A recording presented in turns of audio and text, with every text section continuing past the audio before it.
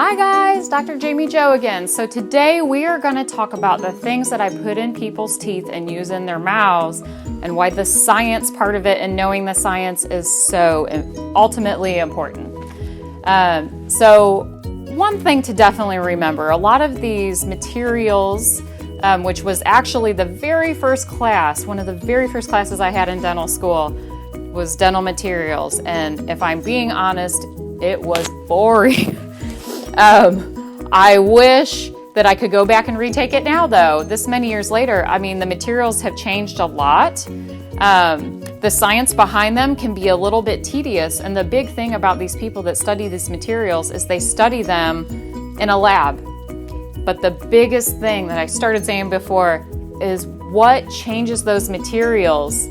The environment. We are putting these materials in a person's body. We are putting them in typically a moist, warm environment where there's saliva. So a lot of these materials can't get wet, or if they do get wet, the wetness, the warmness changes the science of it, makes it set up faster, things like that.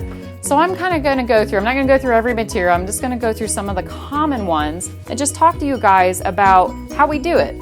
So I'm going to start with an actual white composite filling. So this is the kind of filling that a lot of times to a patient, I describe it like going to a nail salon. Now I know some of you boys have probably never been to a nail salon or not had your fingernails painted, but the girls will know exactly what I'm talking about. So we have multiple steps. So when you get your nails painted and it's multiple steps, that nail salon is putting on a first layer that's clear, then they're putting on the color, and they are letting all these steps dry, and then they're putting the final clear coat on again. That's essentially what we're doing with a filling. So we start with a step that cleans the tooth, then we start with our sort of clear glue, then we put that filling in, and all of these steps we're using a special light that helps speed up the scientific process so it can go fast, so hopefully saliva doesn't get on everything and make us have to start all over. So I am going to go through and just kind of show you some of the things. A lot of you have probably seen them already. I'm going to kind of show you how we do it. I'm going to squirt everything out on the bench top so you can kind of see, and then we're going to go talk about some more materials. All right, guys, so I'm just using a pad, and I'm just going to kind of show you some of the materials that we use. So this is called etch. I know it looks scary, it looks like a needle, but it's really not. It's just making things drop out really, really teeny tiny. So I am going to put a little bit of that on there. So we call this shampoo sometimes. It basically tastes like really sour lemon. Some of you probably remember the taste, but that's what it is. So we put that on the tooth. We leave it on about 20 seconds. We wash it off and dry the tooth. Then our next step is what I called like the glue. This is the bond. So this we do not wash off. And this is the stuff that really reminds me of like nail stuff. And then typically we use a little brush right here to kind of, push it into the tooth, move it all around. We actually do a little bit of air on it. And then, hold on, let me get that cap off. And then we use our special light here. So that is going to set that bond up. And you guys are fine looking at the video, but that light is actually not really good for you to look at in real life. So that is set up. So I'm going to test it here. Boop, boop, boop, boop, boop. All right, all set up. So now I'm going to squirt our filling material so you can see what that looks like. So we push it out of this little gun. And the interesting thing about the filling material, a lot of time it changes colors once the light is added to it. So we mush it around, we shape it, we do all these things while it's still soft. Then we do our light, and our light sets it up really fast again, so we can help keep all of that saliva, blood, anything off of there. So that pretty much set it up. So yeah, so it's totally hard. The other interesting thing is I could squirt this out here.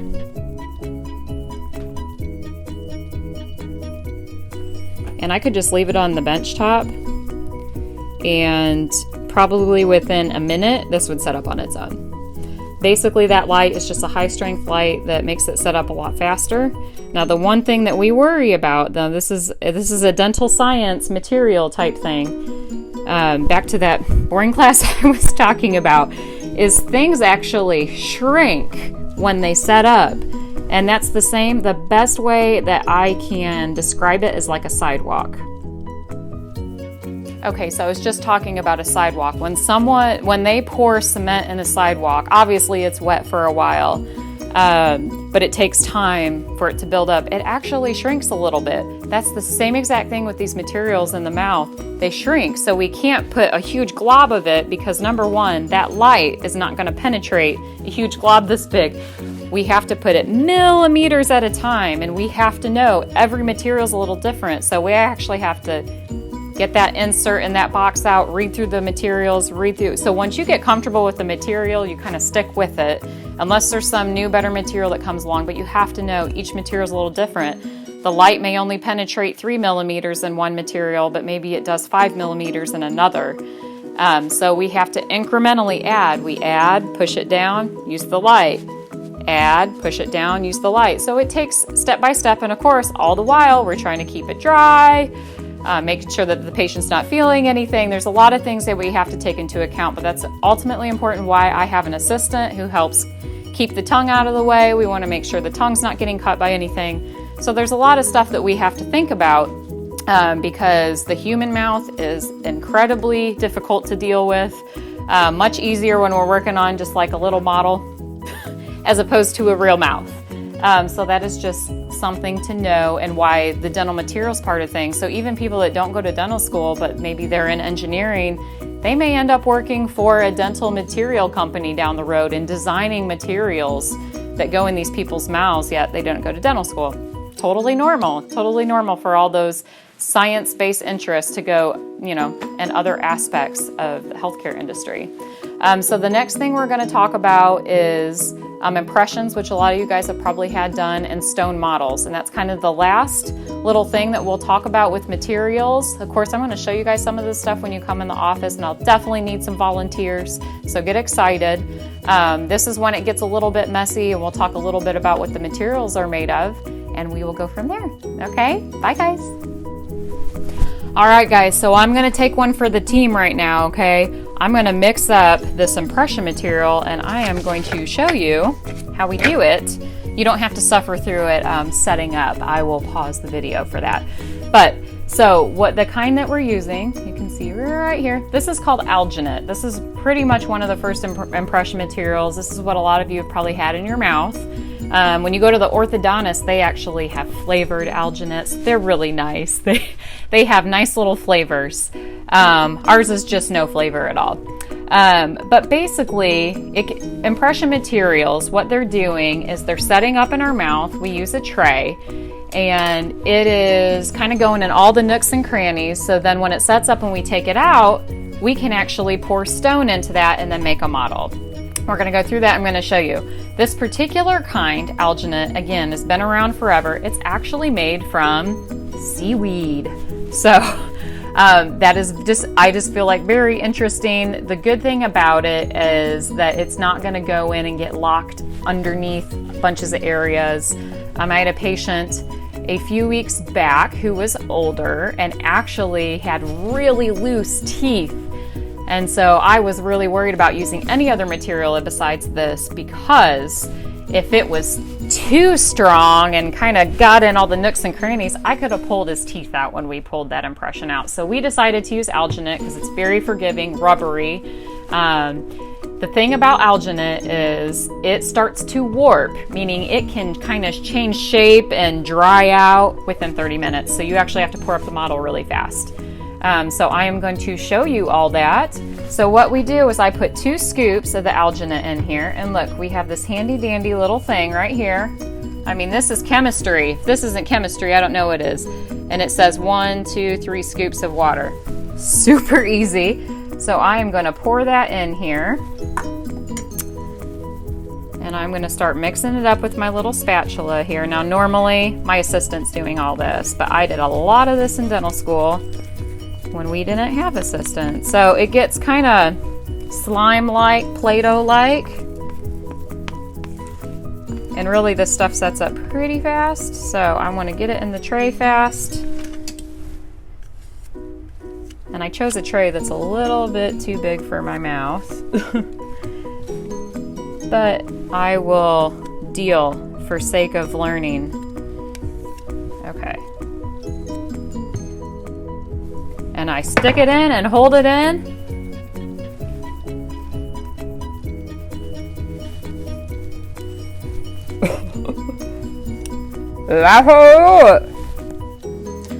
All right, guys, I'm back. I survived. Here we go. You can see the impression right there. Not the most perfect impression, but I am going to, as I said, this starts to warp after 30 minutes and has to stay wet. So I'm going to pour this up. I'm going to show you how we mix the stone. So the stone is like cement. And then I'm going to let it sit for a while because it's got to do all its whole scientific thing. The stone actually will be warm at some point, hot. That is not the time to pull it. So we definitely want to be pulling it when it's nice and cool after it's sat for a while, usually at least 30 minutes. So I'm going to show you how we do all that.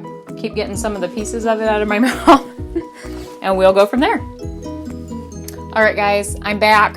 So I'm getting ready to pour up the stone. This is what it looks like. It's kind of yellowish. You can't really tell on that video, but it is yellowish. You'll definitely see it in the final model. It'll be very yellow. So sort of the same thing. I mean, it definitely has a certain amount of water you got to put in. After you've been in dentistry a while, you just eyeball it because you're just kind of used to it. So I am definitely going to eyeball it over here and then kind of show you how we get it all poured up. All right, so here it is all poured up. Can't see someone else's models are sitting there. So I made it a little too liquidy, I believe.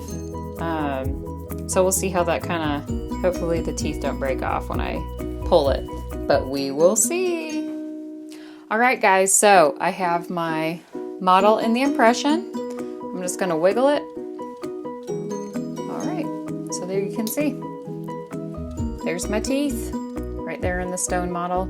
So, you know, sets up sort of like cement, just kind of like what I said. And it's cold to the touch. I actually let that set up for a good hour before I messed with it. And then you can already kind of see the impressions pulling away from the tray. So that's basically that kind of drying out I talked to you about.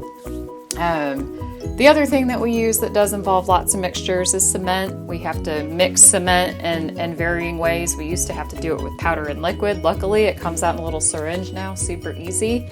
But this kind of whole talk about these materials is why when you learn in your science courses about solids, liquids, gases, and how they go from different states of matter to the other, very important.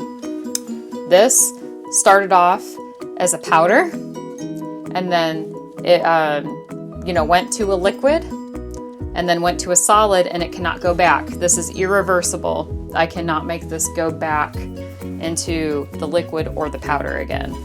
Same thing with the stone. That cannot go back. So just very interesting learning about that. Of course, the gas part of things, we do use nitrous oxide gas. That's laughing gas. And that obviously stays into a gas state. We won't really go into that. But we obviously use all the states of matter, super, super important in the dental world, as well as the healthcare world in general. So anyway, I'm excited for you guys to come visit the office sometime. I'll get some awesome stuff out for you to play with. And I hope it stayed somewhat interested. I'm happy to answer any questions about healthcare too. So I was initially very, very interested in medicine, still am interested in medicine, which is why the oral pathology is very interesting to me. And I love the surgical aspect of dentistry. I was going to go to medical school forever, and I changed my mind in college. So that being said, you have an interest in science and interest in these things. There's such a variety of things that you can do. So very important. Pay attention into those science and math classes because you never know what you're going to end up doing. So it was so nice talking to you guys. I'll see you soon. Bye.